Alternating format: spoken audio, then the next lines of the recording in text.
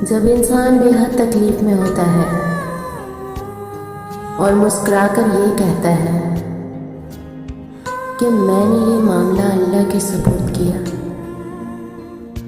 تو یقین مانے فرش سے لے کر عرش تک ہر چیز لرز جاتی ہے